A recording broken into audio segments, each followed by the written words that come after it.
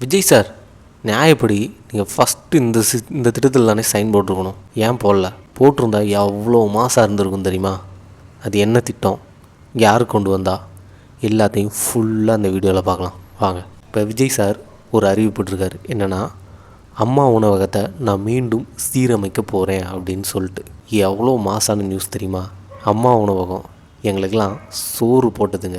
அது பேருக்கு அம்மா உணவகம் இல்லை, உண்மையிலே அது அம்மா உணவகம் தான். அம்மா உணவகம் முன்னாள் முதலமைச்சர் மாண்புமிகு செல்வி ஜெயலலிதாவால் 2013 சென்னை மாநகராட்சியில் ஃபஸ்ட்டு தொடங்கப்பட்டது. அதுக்கப்புறம் அது தமிழ்நாடு பூரா விரிவுபடுத்தப்பட்டது. ஏன் தொடங்கப்பட்டது அப்படின்னா, கிராமப்புறத்திலிருந்து நகர்ப்புறங்களுக்கு வேலைக்கு வர்றவங்களுக்கும், நகர்ப்புறத்தில் இருக்க ஏழ்மையான மக்களுக்கும், முதியவர்களுக்கும் எல்லாருக்குமே பயன்படணும், அதாவது கம்மி காசில் சுகாதாரமான உணவு கிடைக்கணும் அப்படின்ற ஒரு நோக்கத்தோட ஒரு முதலமைச்சரால் தொடங்கப்பட்ட திட்டம். இதை பார்த்து ஒட்டுமொத்த இந்தியாவே இன்ஸ்பயர் ஆச்சு.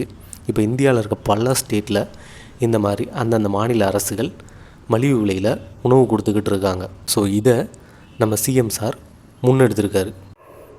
ஜெயலலிதா மேடமுக்கு அப்புறம் ஸ்டாலின் சார் 2021 எலெக்ஷனில் ஜெயிச்சு ஆட்சிக்கு வராரு.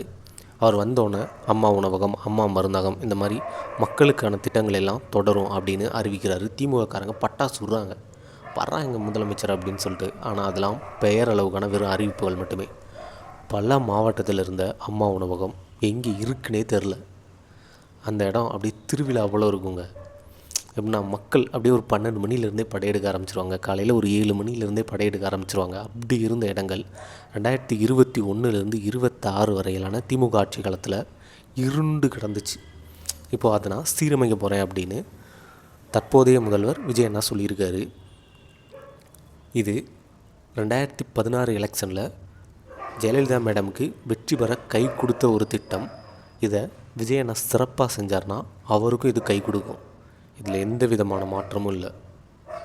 ஆனால் இது அவர் செய்கிறதுல ஒரே ஒரு சிக்கல் இருக்குது. அது என்னோடய கேள்வி என்னென்னா, அம்மா உணவகம் செல்வி ஜெயலலிதா மேடமால் ஆரம்பிக்கப்பட்டப்போ 1 ரூபாய்க்கு ஒரு இட்லி, 3 ரூபாய்க்கு சப்பாத்தி, 5 ரூபாய்க்கு சாம்பார் சாதம், தயிர் சாதம்னு கொடுத்தாங்க.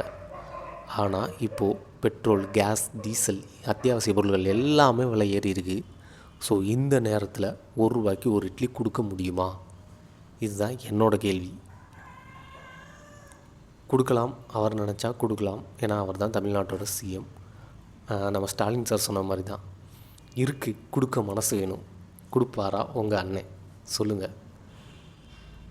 எனக்கு தெரிஞ்சு கொடுப்பார், அவருக்கு மனசு இருக்குங்க, கொடுப்பாரு. நெக்ஸ்ட் வீடியோவில் சந்திப்போம். இந்த வீடியோ பிடிச்சிருந்தா லைக் பண்ணுங்கள், ஷேர் பண்ணுங்கள், கமெண்ட் பண்ணுங்கள். மறக்காமல் சப்ஸ்கிரைப் பண்ணிவிட்டு பக்கத்தில் இருக்க பெல் ஐக்கானை கிளிக் பண்ணுங்கள். நெக்ஸ்ட் வீடியோவில் சந்திப்போம். Tata, see you, bye bye.